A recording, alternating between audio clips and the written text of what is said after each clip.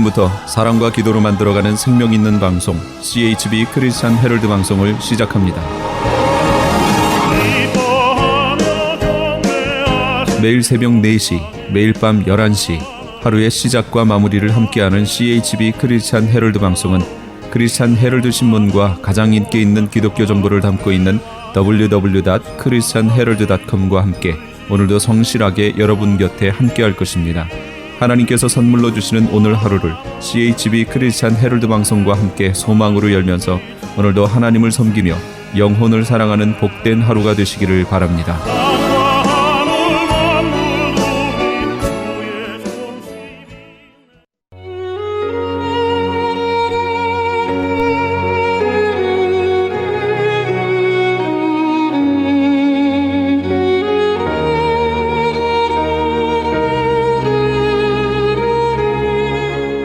영혼의 쉼터.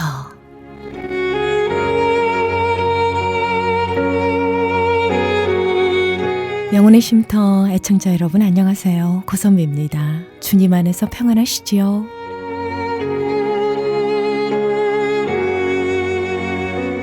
너에게 아버지가 되고 너희는 내게 자녀가 되리라. 전능하신 주의 말씀이니라 하셨느니라. 고린도후서 6장 18절 말씀입니다.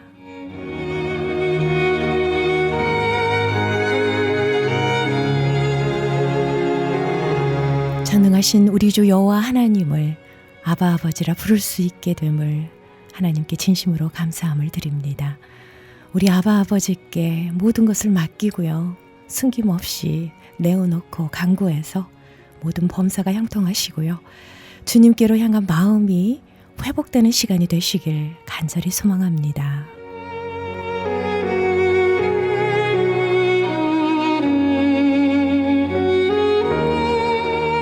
여러분과 함께 기도로 만들어가는 크리스천 헤럴드 선교방송 영혼의 쉼터 함께하고 계십니다.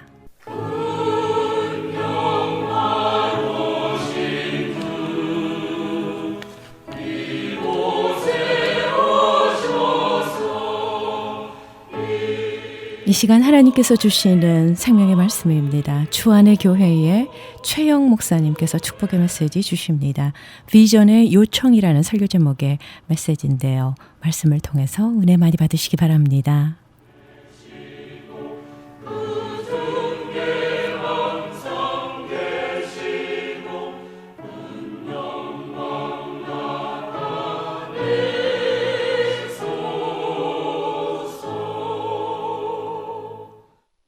자, 오늘은요, 비전의 요청.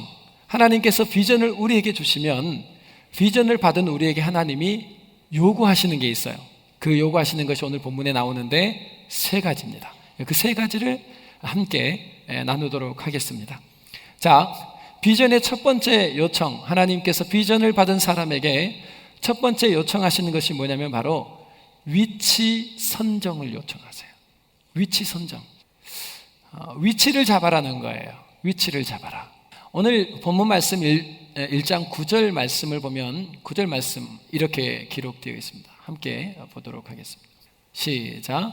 내가 내게 명한 것이 아니냐? 마음을 강하게 하고 담대히 하라. 두려워 말며 놀라지 말라. 내가 어디로 가든지 내 하나님 여호와가 너와 함께 하느니라 하시니라. 아멘. 자, 9절 말씀을 보니까 여호수아의 지금 감정이 나오죠. 여호수아가 지금 어떤 감정을 가지고 있습니까? 두려움과 놀람. 지금 여호수아가 두려워하고 놀라고 있어요. 다시 말하면 무서워하고 내일에 대한 근심과 염려가 여호수아의 마음속에 있었습니다. 우리는 이 모습을 뭐라고 얘기하냐면 감정이라 그래요. 우리 인간에게 있는 감정이라는 게 있죠. 두려움과 걱정과 근심과 염려와 좌절과 낙심, 이 모든 것들은 우리 안에서 일어나는 마음이라고 하는 공간에서 일어나는 감정을 의미합니다. 그런데 성경은 감정을 감정으로 제한하지 않아요. 감정은 뭐와 같냐면 센서와 같아요. 자, 뭐와 같다고요?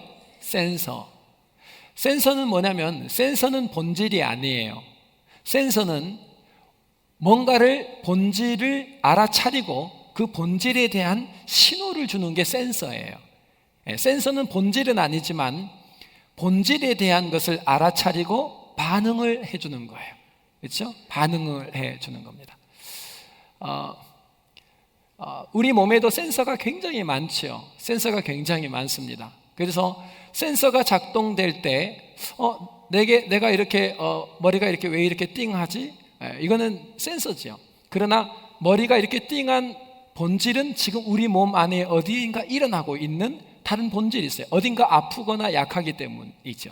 자, 이런 것처럼 센서는 그 자체는 본질은 아니지만 본질을 알아차리고 반응해 주는 거예요. 감정은 우리 영적인 주소의 센서입니다. 감정은 감정 그 자체가 아니에요.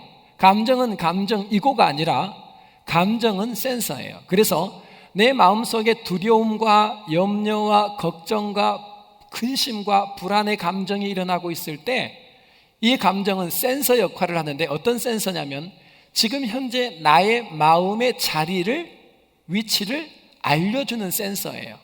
자, 근심과 두려움과 걱정과 불안과 염려와 좌절과 낙심이라는 것은 하나님께서 우리에게 주시는 감정일까요? 아니면 사단이 주는 감정일까요? 사단이 주는 겁니다. 자, 우리에게는 감정이 그것만 있는 게 아니에요. 감사와 기쁨과 평안이라는 감정도 있어요. 자, 감사와 기쁨과 평안은 마귀로부터 올까요? 하나님으로부터 올까요? 하나님. 그러니까 이 감정이 내게 지금 어떤 것들이 올라오고 있는가를 딱 보면 현재 나의 영적인 현 주소를 체크할 수 있어요. 짜증이 자꾸 일어나는 거예요. 감사 대신에 짜증은 누가 줄까요? 사단이 하는 일이에요. 그러면 우리의 마음의 자리로 인해서 일어나는 증상이 센서인 감정이라는 겁니다. 자, 제가 만들었지만 이 공식이 너무 좋아요. 잘 만들었어요. 자, 어떤 공식이냐면 우리의 마음이 머물러 있는 자리, 가령 예를 들면 여러분의 자식에게 엄마가 아들, 이 자식에게 마음이 가 있어요. 그러면은 엄마의 마음이 있는 자리는 누구예요? 아들이죠? 예, 이게 자리라 그래요. 그런데 우리 인생은 이상한 게 뭐냐면 내 마음이 머물러 있는 자리는 항상 그 자리는 뭘 하나 더 가지고 있냐면 그 자리에, 그 공간에 분위기라는 걸 가지고 있어요. 뭘 가지고 있어요?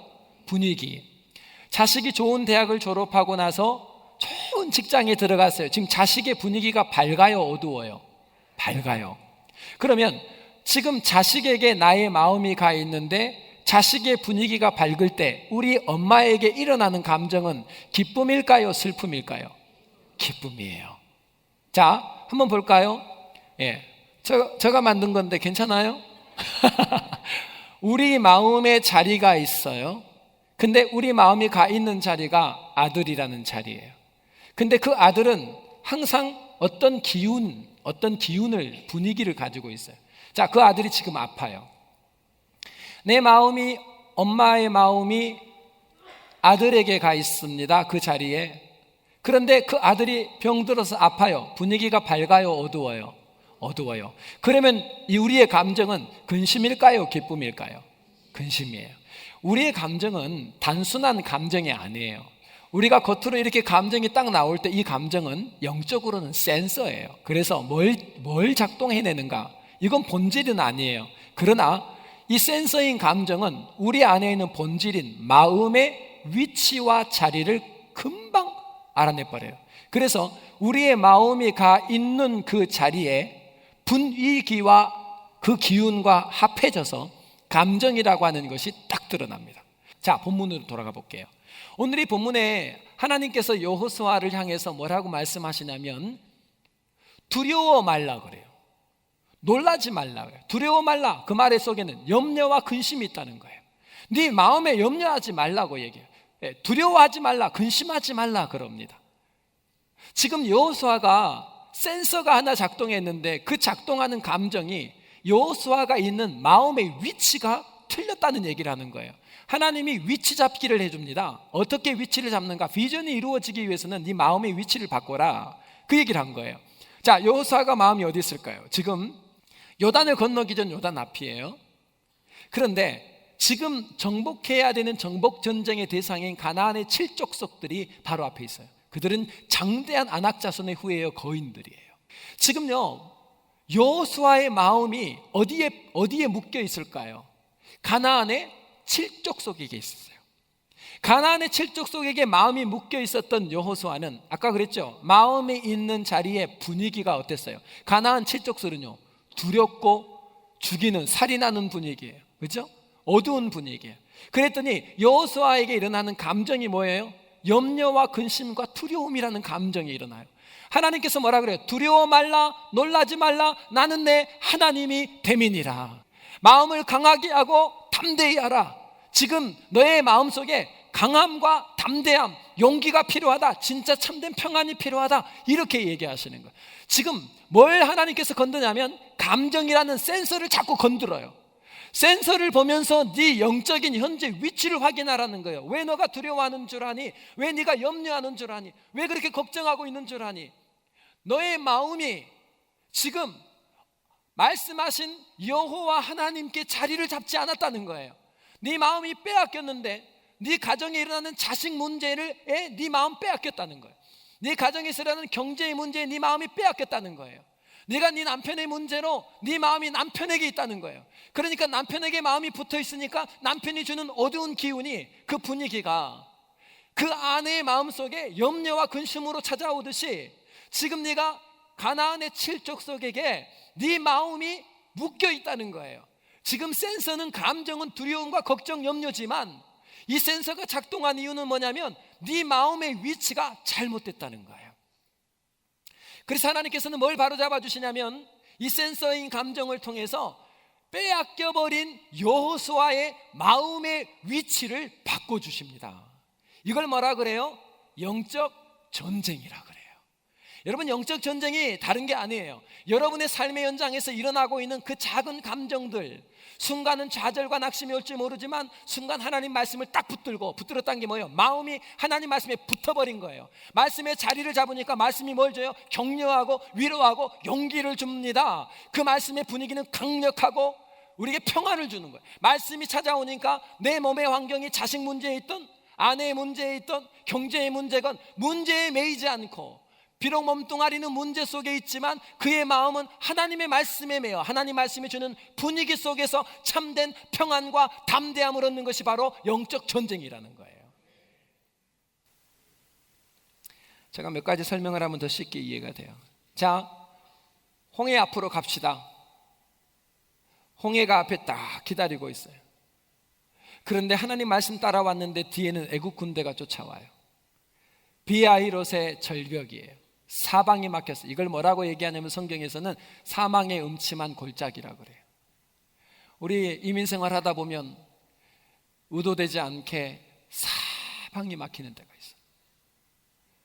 아무리 길을 찾아봐도 길은 보이지 않아요. 아무리 둘러봐도 길이 아니에요. 바다도 길이 아니고 애국군대도 길이 아니고 절벽도 길이 아니에요. 그때 우리 어떻게 해요? 이스라엘 백성들은 어떻게 했냐면 그 본문을 가만히 보면, 성경에 보면 원망과 불평과 두려움이라는 감정이 일어나요. 막 원망합니다. 우리를 죽이려고 출애굽시켰냐는 거예요. 원망과 불평과 두려움이라는 감정이 쫙 올라왔어요. 그런데 그 많은 사람 중에 유독 한 사람은 감정이 달랐어요. 누구죠? 모세. 모세는 뭐라 그래요? 모세가 했던 얘기는 너희는 가만히 있어 오늘날 여호와께서 우리를 위하여 행하시는 구원을 보라, 이렇게 얘기해요. 자, 방금 제가 얘기했던 그 단어에 두려움이 있어요? 염려가 있어요? 절대 평안이에요. 오늘 너희는 기가 막힌 걸 볼 거라는 거예요. 여호와의 구원을 보게 될 거라는 거예요. 자, 상황은 같아요. 같은 문제를 만났지만 같은 상황과 문제를 만났다고 같은 감정이 일어나는 게 아니에요. 한 사람의 한 종류의 감정은 원망과 불평과 두려움이라는 감정이 일어났어요. 이유는 뭘까요? 배운 대로 얘기하면 이스라엘 백성들이 지금 마음은 어디에 가 있어요? 쫓아오는 애국 군대예요. 애국 군대가 주는 것은 뭐예요? 공포예요. 두려움이에요. 근심이에요. 그런데 모세는 그날 저녁에 뭐 했어요? 기도했어요. 기도의 배를 타고 어디로 올라가 버려요? 아버지께로 올라갔어요. 그리고 나서 홍해를 다시 쳐다봤더니 와, 홍해가 다름이 아닌 하나님의 놀라운 구원의 역사를 준비하고 계셨던 하나님의 계획이 거기 있다는 것을 기도 중에 알아요. 기도의 배를 타고 뭐를 했죠? 모세는 내 몸뚱아리가 만나고 있는 환경은 바꿀 수가 없어요. 여러분, 사방이 막혀 있는 환경을, 내 몸이 거하고 있는 환경을 내 능력으로는 못 바꿔요. 그런데 크리스찬은 뭐가 가능하냐면 내 몸뚱아리에 있는 그 몸뚱아리에서 나의 영의 위치를, 자리를 바꿀 수 있어요. 어떻게? 기도라는 배를 타고, 기도를 타고 올라갑니다. 어디로? 몸은 못 올라가지만 나의 영혼은 기도의 배를 타고 하나님 안으로 들어가 버렸어요. 그랬더니 어떤 일이 벌어져요? 내 몸뚱아리의 위치를 느끼는 게 아니에요. 우리의 마음이 거하고 있는 위치에, 자리 잡은 위치에 분위기가 우리의 감정이 돼요. 그래서 모세는 몸뚱아리는 똑같은 환경 속에 있었지만 기도를 타고 하나님 안으로 들어가 버렸어요. 하나님 안에는 평강과 희락이 있어요.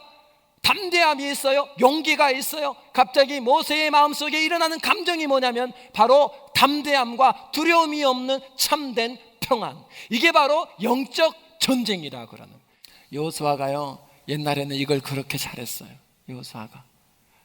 여호수아가 정탐꾼 12이 쫙 가나안을 들어갔습니다. 그리고 가나안을 들어갔다 나왔어요. 10명이 뭐라고 얘기했냐면 와, 그들은 아낙 자손이라 우리는 그들 앞에 메뚜기다. 그 얘기를 듣고 이스라엘 백성들이 난리가 났어요. 그리고 돌을 들어 모세를 치려고 해요.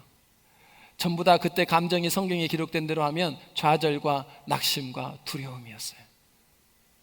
근데 똑같은 상황에 갔다 왔던 10명과는 다르게 두 사람은 다른 얘기를 했어요. 그게 바로 여호수아와 갈렙이에요. 여호수아가 처음부터 이렇게 두려워한 사람이 아니에요. 뭐라고 얘기했냐면 하나님이 우리를 기뻐하시면, 하나님이 우리와 함께 하시면 저들은 우리의 밥이라. 여러분, 이 말 속에 두려움이 있어요, 없어요? 없어요. 걱정이 있어요, 없어요? 없어요. 절대 평안이에요. 이유가 뭐예요? 한 가지 이유가 있었어요. 여호수아와 갈렙에게는 그 땅을 너희에게 주실 거라는 하나님의 언약의 말씀에 마음을, 자리를 잡아버린 거예요. 마음이 말씀의 자리를 잡으니까 그 말씀이 주는 격려와 확신과 위로 때문에 그 말씀의 분위기가 바로 여호수아와 갈렙 안에 담대함과 참된 세상이 줄 수 없는 평안을 선물해요. 이게 바로 영적 전쟁에 승리하는 거예요. 승리하는 거예요.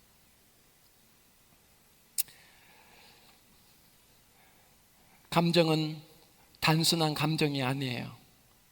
우리에게 일어나고 있는 모든 감정은 센서예요. 그리고 그 센서는 본질이 아니에요. 본질을 알려주는 센서예요. 그게 바로 우리 마음의 자리를 어디에 위치했는가를 감정이 알려줘요. 그때마다 하나님께서는 여호수아에게 찾아오셔서 두려워 말라, 두려워 말라, 놀라지 말라. 나는 네 하나님이 됨이니라. 뭐해요? 하나님께로 여호수아를 초대하죠. 여러분, 하나님이 주신 비전을 이루기 위해서는 하나님께서는 우리에게 위치 잡기를 하랍니다. 무슨 위치?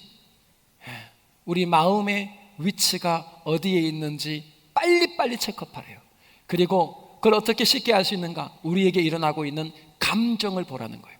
너에게 일어나고 있는 그 감정, 지옥 같은 상황이라도 네 마음이 주님 안에 들어오면 참된 평안을 누리게 될 거고, 우리가 흔히 말하는 풍요의 환경이라 할지라도 네가 세상 안에 있으면 환경이 주는 분위기로 인해서 너는 끊임없이 환경 때문에 기뻐하고 환경 때문에 슬퍼하는 환경의 종노릇하는 사람이 된다는 거예요. 성경에 이 얘기가 얼마나 많은지 몰라요? 시편 27편의 배경이 뭐냐면요, 바로 블레셋의 아스비브노시라고 하는 장군이 다윗을 추격해 옵니다. 그래서 다윗이 사망의 음침한 골짜기라고 하는 인생의 큰 위기를 만나게 돼요. 또 하나의 학자들은 뭐라고 얘기하냐면 시편 27편은 아니다, 블레셋의 아스비브노비 아니라 압살롬의 반란으로 인해서 생명이 위급한 그 상황 때 지은 시다, 이렇게 얘기했어요. 자, 어떤 상황이든 상관없어요. 이건 비탄시예요. 비탄 기도시예요. 그 상황이 똑같아요. 그게 뭐냐면 죽을 수밖에 없는 상황 속에 있을 때 지었다는 거예요. 그런데 여러분, 죽을 것 같은 상황은 밝은 상황이에요? 어두운 상황이에요? 분위기가 어두워요. 그런데 다윗은 시편 27편 1절에 이렇게 고백합니다. 한번 보겠습니다. 시작. 여호와는 나의 빛이요 나의 구원이시니 내가 누구를 두려워하리요. 여호와는 내 생명의 능력이시니 내가 누구를 무서워하리요. 아멘. 여러분, 죽을 것 같은 사망의 그림자가 드리워진 상황에서 다윗이 뭐라고 얘기해요? 두려워한대요? 안 한대요? 안 한대요. 무서워한대요? 안 한대요? 안 한대요. 다윗의 감정은 두려움과 무서움이 없어요. 절대 평안이래요. 그 이유를 뭐라고 얘기했는가? 4절에 이렇게 기록을 했습니다. 어디에 거처를 하고 있는지를 설명해요. 자신의 마음이. 시작. 내가 여호와께 정하였던 한 가지 일 곧 그것을 구하리니 곧 나로 내 생전에 여호와의 집에 거하여 여호와의 아름다움을 앙망하며 그 전에서 사모하게 하실 것이라. 아멘. 아멘. 그의 마음이 어디에 거한다 그래요? 여호와의 집. 어디예요? 아버지 나라예요. 내 마음이 거처를 하나 삼았는데 죽을 것 같은 자식의 문제가 일어나고 남편의 경제의 문제가 죽을 것 같이 쫓아오는 그 위기를 지나면서도 절대 평안이라는 감정을 유지하는 그 센서가 그렇게 작동된 이유를 다윗이 뭐라고 얘기하냐면 나의 거처 때문이라는 거예요. 기도의 배를 탔대요. 간구하죠. 구하리니 기도해요. 기도하면서 올라가 버려요. 어디로 올라갔다는 거예요? 어디를 거쳐 삼는다는 거예요? 여호와의 집이 내 거처예요. 왜? 그 여호와의 집에 있는 분위기는 뭐예요? 의와 평강과 실학이에요. 그래서 다윗의 마음속에는 두려움과 걱정과 염려 대신에 죽음의 그림자가 드리워진 상황임에도 불구하고 다윗의 마음에는 절대 평안을 누릴 수 있는 거예요. 여러분, 내가 예수 믿는다고 하면서 감사가 없고 기쁨이 없고 참된 평화를 누리지 못한다는 것은 죄송합니다. 그냥 예수는 믿는다고 하는데 뭘 도대체 믿는 거냐는 거예요. 그건 센서예요. 내가 진짜 예수 믿는다면 죽을 것 같은 그림이 그려진 그 시간에도 내 마음속에 세상이 줄 수 없는 참된 평안을 누리고 있으셔야 돼요. 내 마음에 하나님 한 분으로 인하여 주시는 그 참된 기쁨. 여러분, 십자가만 생각해도 얼마나 고마워요. 나 같은 인생을 위해 하나님의 아들이 십자가에 죽어주셨는데 일하다가 그것만 생각해도 얼마나 기쁘고 감사해요. 여러분, 우리의 마음이 십자가에 잠시만 다녀와도 이 세상 어떤 것 준다 해도 안 준다 해도 괜찮아. 예수 한 분이면 만족과 평안을 누리는 게 신앙생활이에요. 이게 영적 전쟁이에요.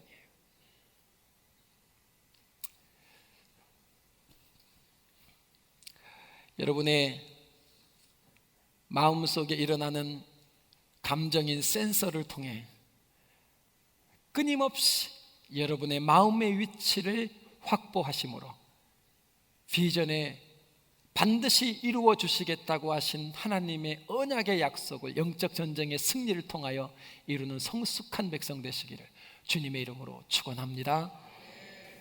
두 번째로, 비전의 두 번째 요청이 뭐냐면요, 담으라. 우리 마음에 뭘 담으래요? 그러면 이루어진대요. 담으라. 뭘 담아야 되는가? 7절 8절을 한번 보겠습니다. 7절 8절 다 같이 시작. 오직 너는 마음을 강하게 하고 극히 담대히 하여 나의 종 모세가 내게 명한 율법을 다 지켜 행하고 좌로나 우로나 치우치지 말라. 그리하면 어디로 가든지 형통하리니 이 율법책을 내 입에서 떠나지 말게 하며 주야로 그것을 묵상하여 그 가운데 기록한 대로 다 지켜 행하라.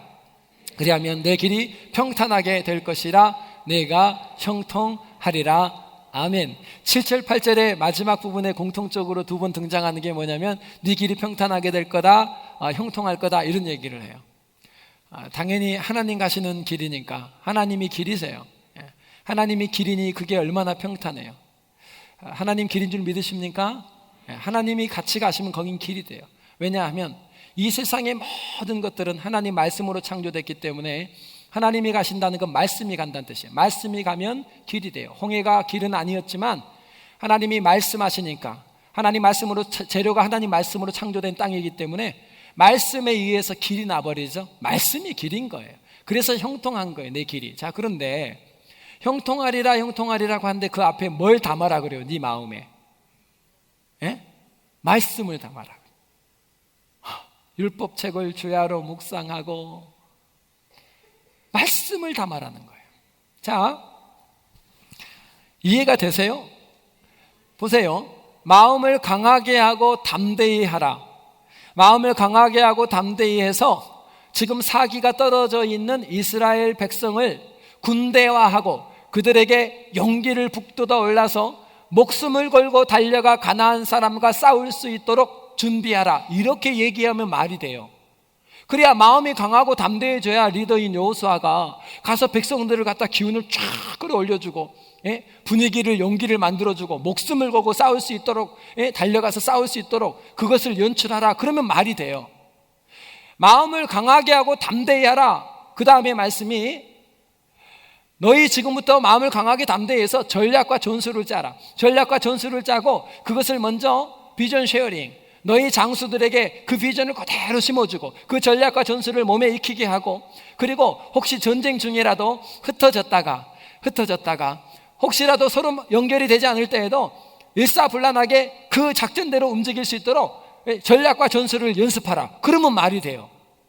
마음을 강하게 하고 담대히 해서 전략과 전술을 준비하라. 그건 말 되는 거예요. 또 보세요. 마음을 강하게 하고 담대히 하라. 그래서 너희가 전쟁에 필요한 음식을 준비하고 그 다음에 군수물자들을 준비하고, 그래서 전쟁하는 기간 동안 충분히 쓸 수 있는 모든 것들을 준비하라. 그러면 이해가 돼요. 지금 전쟁 전이니까. 지금 가나안 7족속이 앞에 있어요. 그래서 마음을 강하게 하고 담대히 했어요. 근데 그 다음 하라는 게 뭐냐면 마음을 강하게 하고 담대히 해서 성경 읽으라 그래요. 이게 말이 되냐고요. 여러분, 전쟁은 누가 해요? 하나님이 하세요. 다윗이 전쟁할 때 뽕나무 밑에 있다가 바스락거리는 소리가 나면 이 작전과 전략과 전술도 하나님이 짜줘요. 그리고 실제 전쟁에서 승패는 하나님이 결정해요. 그러니까 전쟁은 누가 해요? 하나님이 하세요. 그런데 여호수아를 향해 마음을 강하게 하고 담대히 해서 뭐 전략과 전술을 짜라, 백성들에게 기운을 북돋우고 목숨을 걸고 싸우게 으쌰으쌰 해라, 이러면 이해가 되는데 마음을 강하게 하고 담대히 해서 뭐 하라냐면 성경 읽어라는 거예요. 성경. 그리고 말씀을 묵상하래요. 여러분, 자식의 문제가 터졌는데, 가나안의 문제가 내 가정이 터졌는데 그 큰 문제 앞에서 누가 성경을 볼 수 있냐는 거예요. 왜 강하고 담대해야 되냐면요, 지금 가나안 7족속이 창칼을 들고 대기하고 있는데 그 위기 속에서 마음이 강하고 담대하지 않으면 절대 성경을 못 본다는 거예요. 차라리 뭐가 쉬워요? 가서 전략과 전술을 준비하라가 쉬워요. 군수물자를 준비하라가 더 쉬워요. 움직이는 게 더 쉬운데 하나님 움직여라 그래요? 움직이지 마라 그래요? 움직이지 마 그래요. 하나님 이상하시죠? 가정에 자식 문제가 터졌는데 첫 번째 하나님 뭐라 그래요? 네 마음의 위치를 그 문제에서 빼 그랬어요. 그리고 두 번째가 뭐라 그래요? 담어. 네 그 마음에다 뭘 담어? 성경 담어. 왜 그러셨을까요? 전쟁은 하나님이 하세요. 두 번째 원리를 알려드립니다. 두 번째 공식. 하나님께서 여호수아에게 그 위기 속에서 마음을 강하게 하고 담대히 해서 전략과 전술을 준비하는 게 아니라 성경을 읽으라고 한 이유는 그 성경을 먹고 성경을 묵상하고 그 성경이 네 입에서 선포되고 그 말씀대로 행하면 네 길이 평탄할 것이다, 형통하리라. 전쟁은 하나님이 하셔요. 우리는 하나님의 일과 우리의 할 일을 구분을 못해가지고 우리는 어떻게 하냐면 내가 자식의 문제를 내가 다뤄버리려고 그래요. 내 남편의 문제를 내가 다루려고 그래요. 그러니까 하나님 뭐라 그래요? 문제가 터졌는데 그 문제에서 마음 빼고, 두 번째는 그 문제 다루지 마. 그 전쟁은 누가 한다는 거예요? 그건 내가 해. 네 자식은 내가 바꾸는 거야. 너는 뭐 하라는 거예요? 성경 읽고 말씀을 묵상하고 그 말씀을 선포하고 그 말씀을 따라 행하기만 해. 왜? 두 번째 원리 때문이에요. 하나님의 영은 당신의 말씀이 있는 곳에 임하시기 때문에 그래요. 하나님이 일을 하고 싶어요. 내 안에서, 내 가정 안에서 일을 하고 싶은데 문제만 터지면 우리는 하나님의 말씀을 묵상해서 성령이 임하게 해야 되는데 우리는 문제를 묵상해요. 자식을 묵상해요. 남편의 문제를 묵상해요. 그러니까 하나님이 돕고 싶어도 돕지를 못하는 거예요.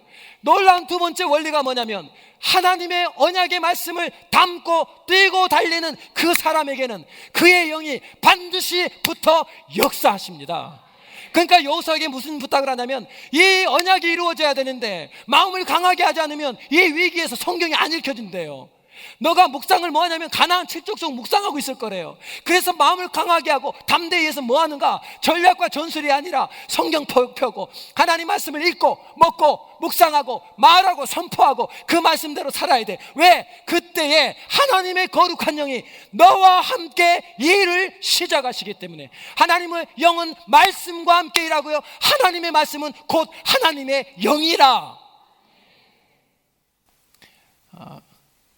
노아 할아버지, 하나님께서 노아 할아버지에게 말씀을 주셨어요.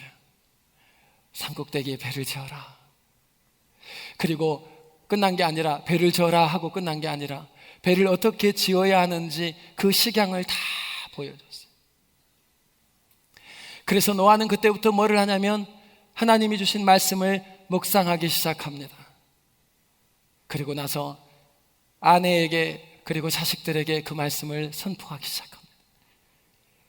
그리고 그 말씀을 따라 움직이기 시작합니다. 나무를 자르고 나무를 치고 산꼭대기로 올라가기 시작합니다. 100년 정도 동안이에요. 자, 하나님의 말씀이 내 안에 들어와 비전이 묵상되고 선포되고 행하기 시작하니까 그때부터 누가 일을 시작해요? 하나님이. 나무를 재료를 주시고 그 식양을 모두, 배를 만들어 본 적이 없는 노아에게 모든 지혜를 허락하시고, 그리고 나중에 짐승들을 데려오는데 암수 하나씩 짝지어라. 여러분, 뱀 잡아가지고 이놈이 암수인지 수수인지 이거 알려면 얼마나 힘들어. 그게 누가 해요? 그걸 하나님이 다 모아와요. 모든 기식하는 새들뿐만 아니라 모든 기식하는, 호흡하는 모든 짐승들을 누가 일을 해요? 하나님이. 그 몰아가지고 집어넣어놓고 한번 생각해 보세요. 만약에 그 안에서 잠 안 자고 코끼리가 떠들고 호랑이가 떠들기 시작하면 방주는 쑥대밭이 돼. 근데 전부 뭐예요? 자요. 하나님이 하셔요. 방주문 누가 닫았다고 그래요? 성경이 여호와가 닫아요. 왜? 비가 내리고 나중에 그 방주를 통해 새로운 인류의 역사가 시작할 때도 하나님이 하셨어요. 왜? 그의 마음속에 여호와의 말씀을 묵상하고 선포하고 행함이 있을 때 그의 영은 노아를 통하여 당신의 거룩한 비전을 현실화하셨기 때문에 이 놀라운 역사가 저와 여러분의 인생에 일어나기를 주님의 이름으로 축원합니다. 마지막 세 번째로 비전의 요청 세 번째가 있어요. 하나님 뭘 요청하시냐면 기준을 정하라. 기준을 정하라. 오늘 본문 말씀 7절 8절에 보면 어떤 게 나오냐면요, 말씀을 묵상하라 그리고 행하라 하면서 좌로나 우로나 치우치지 말고라는 조건이 나와요. 기준이라는 거예요.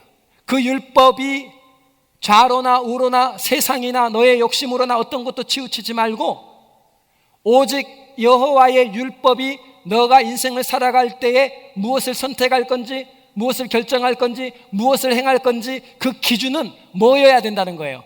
성경이어야 된다는 거예요. 하나님 말씀만 네 기준이 되어야 된다는 거예요. 표준이에요. 기준. 이 기준을 정하지 않으면 혼란이 와요. 혼란이. 우리나라에도 국가 표준으로 공산품의 경우에는 산업자원부 기술표준원이 관리하는 KS라는 마크가 있어요. 아시죠? 아니, 조선 사람들 아니에요? 우리 어려서부터 KS 마크 이런 거 많이 들었잖아요. 자, 그게 바로 산업자원부 기술표준원에서 정한 기준이에요. 기준. 이 기준 안에서 다 허가가 나요. 뿐만 아니라 정보통신 분야의 경우에는 정보통신부가 관장하는 KICS라고 하는 기준을 만들었어요. 표준이 있어요. 표준. 여러분, 예를 들면 이런 표준이 없으면 어떤 일이 벌어지냐면요, 집에 이제 그 백열등 하나가 없어. 근데 백열등을 꽂는 그 사이즈가 다 달라요. 표준이 없으니까. 그래서 이게 딱 이 전구가 딱 나가고 나면 이 전구 다마 하나를 구하기 위해서 그냥 모든 가게를 다녀 찾았다. 이러고 살아야 돼요. 이사 한번 가면 지금 전에 쓰던 건 못 써요. 왜? 표준이 없으니까. 표준이 있는 게, 기준이 있는 게 얼마나 좋은 거냐면요, 어디나 떨어지면 가서 전구 주세요. 그냥 무조건 끼면 다 맞아. 이걸 표준이라 그래요. 여러분, 표준과 기준이 없으면요 혼란이 와요. 근데 영적인 세계도 똑같아요.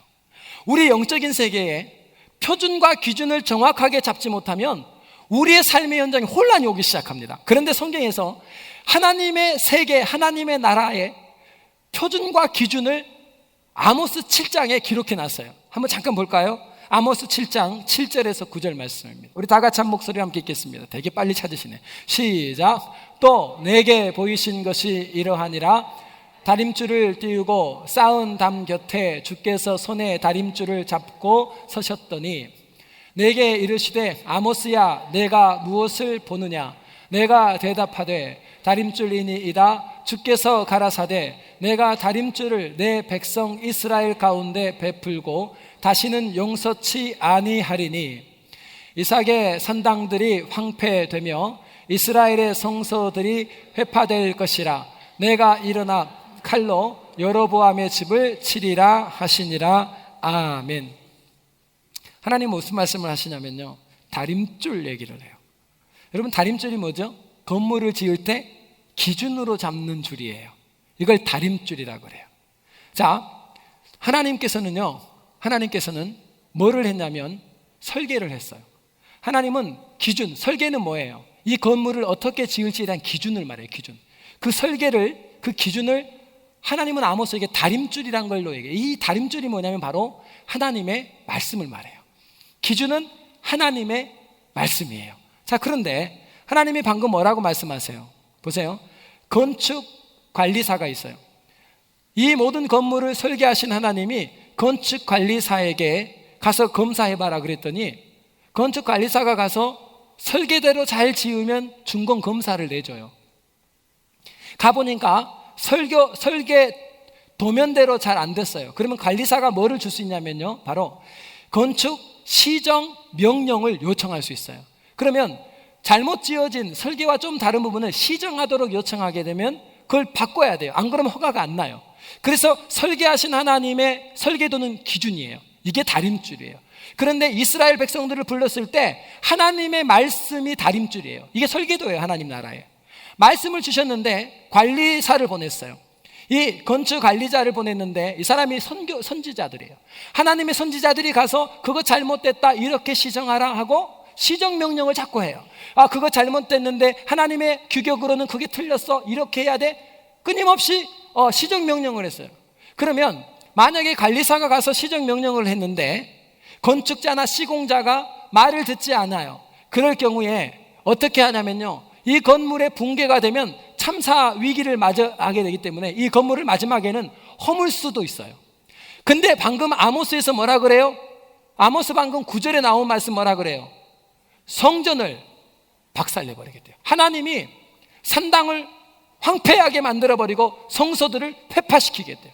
박살을 내버리겠대요. 왜? 하나님이 원래 말씀하셨던 다림줄 설계도인 말씀의 기준에서 너무나 좌로 우로 다 치우쳐버렸어요. 그래서 선지자들을 보내서 이거 잘못됐다 시정하라 안 들었어요. 안 들으면 나중에 어떻게 해요? 이게 붕괴되면 더 큰 일이 나니까 이미 지었던 것들을 망가뜨린 것처럼 하나님께서 산당과 성소들을 전부 다 회파시키겠다고 얘기해요. 이게 바로 뭐냐면 다림줄이에요. 하나님께서 이 시대에 네가 인생을 살면서 무언가를 선택하고 결정하고 행할 때에 너의 기준이 뭐가 되어야 된다고 얘기하냐면 바로 하나님의 말씀이어야 된다. 우리가 뭔가를 선택하고 결정하고 행할 때의 기준이 좌로나 세상적이거나 우로나 나의 욕심이 들어가 있는 선택이 아니라 어떤 경우에도 하나님의 말씀을 기준 삼고 선택하지 않는 모든 것은 어떻게 하겠다는 거예요? 하나님이 말씀만 남기고 나머지는 전부 다 헐어버리는 거예요. 여러분, 하나님 말씀 기준으로 선택한 것만 여러분의 인생에 남을 줄 믿으시기 바랍니다.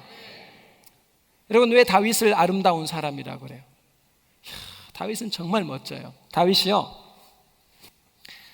자기를 그렇게 괴롭히면서 광야를 쫓겨다닐 때 사울 왕 때문에 얼마나 괴로웠어요. 근데 사울 왕이 어느 날 동굴에 숨어 있는데 사울 왕이 들어온 거예요. 안에 딱 있는데, 그때 설교 시간에 뭐 자세하게 얘기하기에는 조금 아름다운 장면이 아니라 어렵지만 그래도 설명은 해야 되니까, 이 사울 왕이 동굴에 들어와서 뭐를 해요? 넘버 2를 했어요. 응아.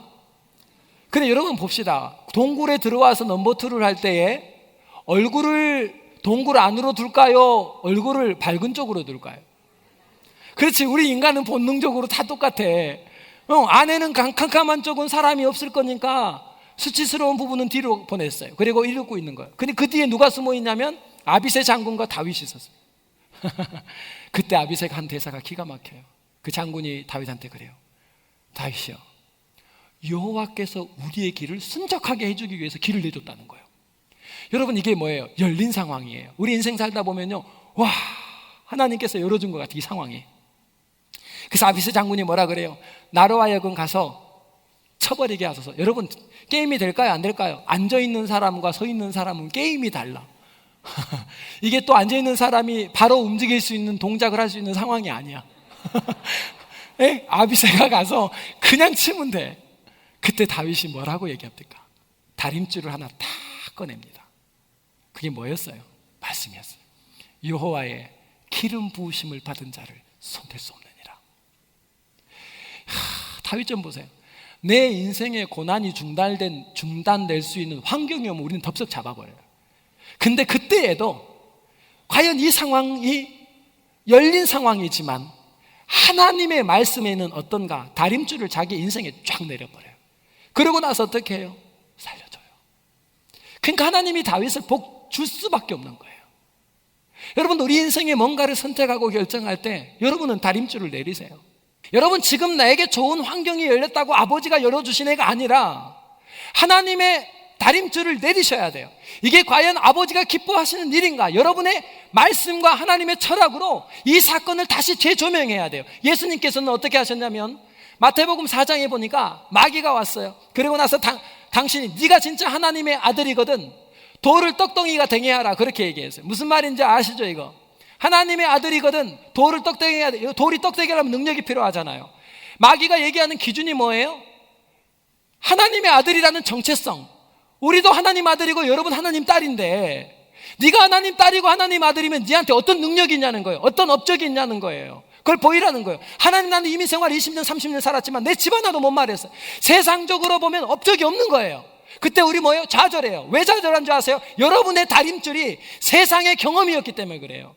그런데 예수님이 그때 뭐라고 얘기해요? 마귀가 말한 하나님의 아들 안 해버리네. 그러면서 하시는 말씀이 뭐냐면 사람이 떡으로만 살 것이 아니요 하나님의 입으로부터 나오는 모든 말씀으로 살 것임이니라. 이게 뭐냐면 신명기 8장 3절을 딱 들이댔어요. 예수님의 선택의 기준을 보세요. 행함의 기준을 보세요. 그게 뭐냐면 하나님의 말씀이에요. 말씀이에요. 그때 마귀가 뭐라 그래요? 네가 성전 꼭대기에 올라가서 펄쩍 뛰어라는 거예요. 성경에 나와 있지만 네 발을 천사들이 쫙 받쳐줄 거다. 이게 뭔 말이에요? 여러분, 성전 꼭대기에서 딱 뛰었는데 딱 받쳐주면 사람들이 그때부터 우와, 사람들이 주목하기 시작하고 사람들의 박수가 오고 사람들의 존경을 받기 시작하게 해줄 거라는 거예요.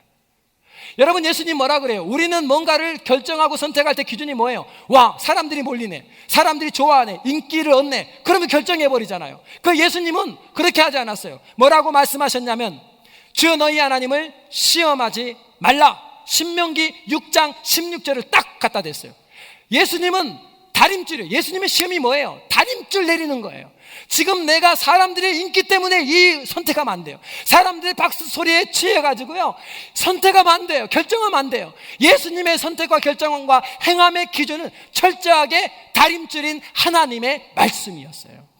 그랬더니 마귀가 뭐라고 얘기합니까? 네가 나한테 절하면 천하만국을 줄게. 여러분, 우리 비즈니스 하면서 그 비즈니스 할 때마다 딜할 때마다 기준이 뭐예요? 선택의 기준이 뭐예요? 이문이에요. 이문. 얼마나 이문을 남기는가가 우리 비즈니스의 선택이에요. 마귀가 뭐라 그래요? 줄게. 천하만국 줄게. 와, 천하만국을 가져올 수 있는 이문이 남는다면 아니요. 그게 기준 아니었어요. 예수님이 뭐라고 말씀하셨냐면 주 너희 하나님께 경배하고 다만 그를 섬기라. 어느 말씀이냐면 신명기 6장 13절 말씀을 드리대요. 예수님의 삶의 연장에 공통점이 있습니다. 그 공통점이 뭐냐면 예수님은 돈이 된다고 선택한 게 아니에요. 이문이 남는다고 선택한 게 아니에요. 사람들이 좋아하고 박수 소리 받고 영광 받는다고 선택하지 않았어요. 능력 아니에요. 길이 열렸다고 아니에요. 오직 하나님 여호와의 율법 그 말씀을 다림줄 삼고 나의 인생에 일어나는 모든 환경 속에 말씀 기준 삼고 선택하고 결정하고 행할 때 하나님께서 예수 그리스도를 지극히 높은 곳에 세워주셔요. 말씀을 마무리합니다. 오늘 하나님 말씀을 붙들고 살겠다고 모이신 성도님 여러분 잘 오셨습니다. 그리고 여러분의 인생의 비전은 하나님의 말씀이 되어야 합니다. 그런데 그 말씀은 언제 우리 가운데 효력을 발생하고 이루어지는가? 오늘 하나님 첫 번째 우리에게 주문하십니다. 위치를 확인해야 합니다. 우리의 마음의 자리가 어디 있는지를 감정이라는 센서를 통해서 끊임없이 확인하고 너의 마음이 몸의 위치와 같은 위치가 아닌 날마다 하나님 안에 머물러 있기를 원하고 계십니다. 뿐만 아니라 마음을 강하게 하고 담대히 해서 말씀을 읽으랍니다. 이유는 뭐냐면 말씀이 있는 곳에 하나님의 영이 임하시고 일하시고 역사하시기 때문에 말씀을 읽어야 한다. 그래야 내가 너 옆에 가서 그걸 이룰 수가 있다. 세 번째는 너의 기준, 인생을 살며 선택하며 결정하며 행하는 기준이 다림줄인 오직 하나님의 말씀이 되어라. 그때에 하나님께서는 우리 남은 생애 동안 당신의 선하신 비전을 우리를 통하여 이루어 주실 줄 믿으시기 바랍니다.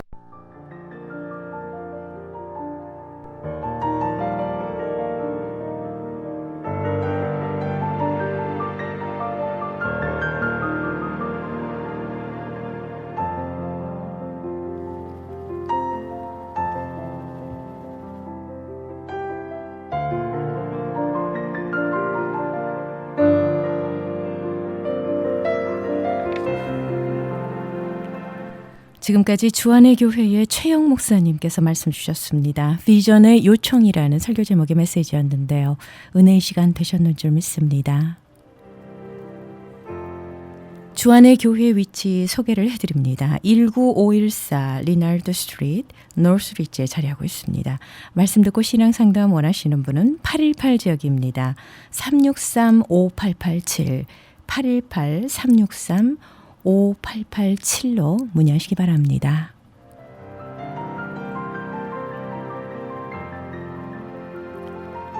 여러분께서는 저희 크리스천 헤럴드에서 보내드리는 선교방송 영혼의 쉼터 함께하고 계십니다. 이어서 헤럴드 건강 칼럼 이어집니다.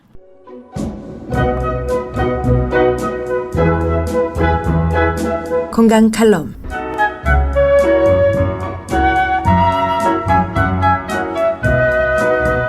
안녕하세요. 건강 칼럼 32번째 시간입니다. 힘이 빠진 소도 낙지를 먹으면 벌떡 일어난다는 말이 있는데 아마도 낙지가 스태미너에 좋은 음식인가 봅니다. 노인이 되면서 많은 분들이 혼자 걷지 못하고 보조기구를 의지하여 걷는 것을 봅니다. 또한 혼자 걸을 수 있는 분들도 하체에 힘이 없다고들 합니다. 이런 분들은 기력이 부족한 것인데 10중 8구는 혈액순환이 잘 되지 않아서 다리가 저릴 것입니다. 기력이란 몸의 혈액순환, 영양상태, 오장육부의 건강상태, 온전한 정신, 활동성 등 사람이 얼마나 활기차게 행동할 수 있는가를 의미합니다. 기력이 약하면 그만큼 몸이 쇠약해져서 활동성이 줄어들고 강하면 몸과 마음이 자연적으로 활동적이 됩니다. 기력을 주관하는 핵심은 바로 신장이라는 장기입니다. 신장의 상태에 따라 기력, 정력, 스태미너, 체력이 좌우됩니다. 여성들에게 많이 나타나는 빈모, 즉 탈모는 기력 저하 탈모인 경우가 많습니다. 몸의 기력 저하로 두피의 영양 공급, 혈액 순환이 잘 되지 않아서 건조하게 되므로 탈모가 일어나는 것입니다. 기력이 약해지면 온몸의 혈액 순환이 원활하게 이루어지지 않아서 손과 발이 다른 부분에 비하여 차고 시리게 됩니다. 신장이 약해져서 아랫배에 충분한 열기를 공급할 수 없으므로 아랫배도 냉해지고 지근지근한 두통이 생길 수도 있습니다. 또한 신장이 약하신 분들은 허리가 자주 아프게 됩니다. 이처럼 신장은 기력 회복에 중요한 장기입니다. 우리 몸에서 피를 만들어주는 비장, 위장, 소장, 췌장이 있고 만들어진 피를 순환시키는 심장, 폐, 대장이 있습니다. 우선 피에 관한 장기들이 건강해지면 신장도 건강해지고 신장이 건강하면 기력을 회복하여 걸음 걷는 일에는 자신이 생기게 됩니다. 그럼 어떻게 하면 피를 주관하는 장기들을 건강하게 만들어서 기력을 회복할 수 있겠습니까? 그럼 여기서 잠시 사도행전을 살펴보신 후에 말씀드리겠습니다. 사도행전을 크게 둘로 나누어 본다면 처음에 교회가 어떤 과정을 통하여 설립되어졌는가와 사도 바울을 통한 복음 전파 과정을 기록하고 있습니다. 그런데 이 사도행전에 3명이 동명 3인이 나오는데 이름이 아나니아라는 사람입니다. 첫 번째로 등장하는 사람 아나니아는 교회가 처음 설립되고 믿는 사람들이 서로 자기 재산을 내놓아서 부족한 사람에게 나누어주며 살았는데 이 사람 아나니아는 자기 재산 팔은 돈이 이것뿐이라고 거짓말을 한 사람입니다. 4장 32절로 믿는 무리가 한 마음과 한 뜻이 되어 모든 물건을 서로 통용하고 제 재물을 조금이라도 제 것이라 하는 이가 하나도 없더라. 사도들이 큰 권능으로 주 예수의 부활을 증거하니 무리가 큰 은혜를 얻어 그 중에 핍절한 사람이 없으니 이는 밭과 집 있는 자는 팔아 그 판 것의 값을 가져다가 사도들의 발 앞에 두매 저희가 각 사람의 필요를 따라 나눠 주미더라. 아나니아라 하는 사람이 그 안에 삽비라로 더불어 소유를 팔아 그 값에서 얼마를 감춤해 그 아내도 알더라. 얼마를 가져다가 사도들의 발 앞에 두니 베드로가 가로되 아나니아야 어찌하여 사단이 네 마음에 가득하여 네가 성령을 속이고 땅값 얼마를 감추었느냐. 땅이 그대로 있을 때에는 네 땅이 아니며 판 후에도 네 의미로 할 수가 없더냐. 어찌하여 이 일을 네 마음에 두었느냐. 사람에게 거짓말한 것이 아니오 하나님께로다.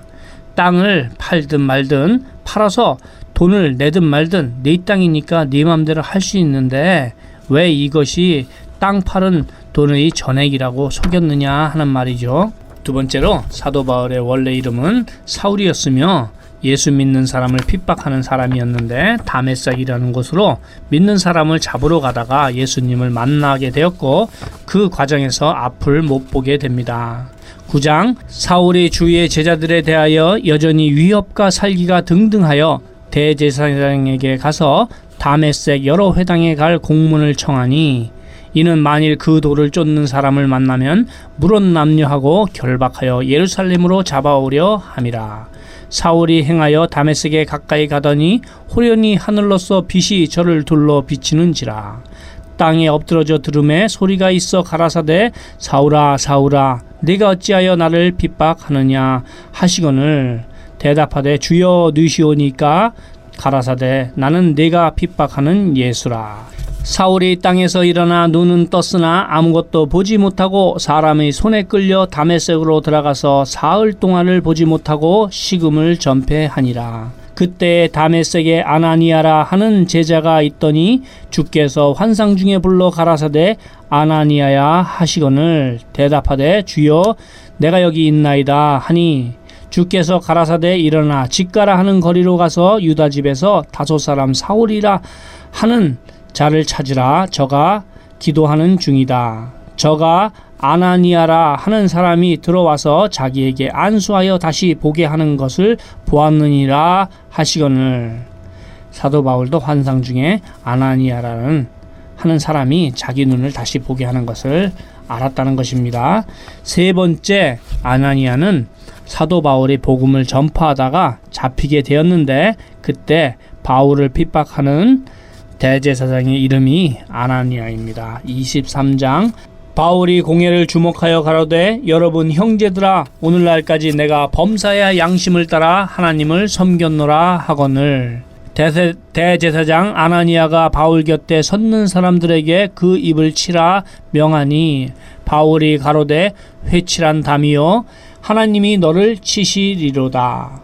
네가 나를 율법대로 판단한다고 앉아서 율법을 어기고 나를 치라 하느냐 하니 땅판 돈을 속인 아나니아, 하나님을 믿는 성도 아나니아, 대제사장 아나니아, 사도행전에 나오는 세 명의 동명삼인이 있었습니다. 그럼 다시 어떻게 하면 피를 만드는 장기와 피를 움직이는 장기들을 통하여 신장을 건강하게 만들어서 기력을 회복할 수 있는지를 말씀드리겠습니다. 음식이 가장 중요합니다. 좋은 흙의 식물에서 나온 미네랄을 드시면 장기에 좋은 영양분이 공급되므로 혈액도 만들어지고 마그네슘이라는 미네랄 성분으로 인하여 혈액순환도 윤활하게 됩니다. 또 이로 인하여 신장도 건강하게 되어지면서 기력을 회복하는데 약 3일 정도면 확실한 효과를 보실 수 있습니다. 저는 여기서 유태인 특수영양제 M3를 소개합니다. 무슨 병에 걸렸든지 큰 효과를 줄 수 있는 M3, 유태인 특수영양제 M3를 한 번쯤은 꼭 드셔보시기를 권해드립니다. 무료 건강상담과 M3에 관한 문의는 213-435-9600번 213-435-9600입니다. 감사합니다.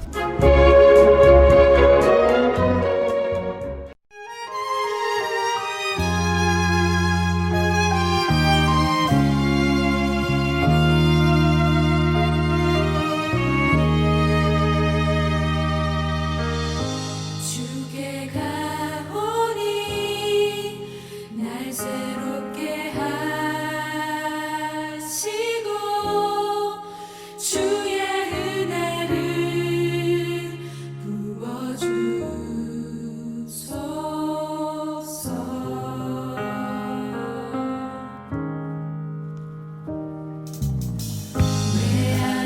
오늘도 하나님께서 주신 말씀을 통해서 축복의 시간 되셨는 줄 믿습니다. 주님의 능력 아래, 주님의 옷자락 안에서 이 밤도 평안하시길 소망합니다. 지금까지 함께 해주신 영혼의 쉼터 여기서 마무리합니다. 지금까지 저 고선미였습니다. 고맙습니다. 사랑합니다.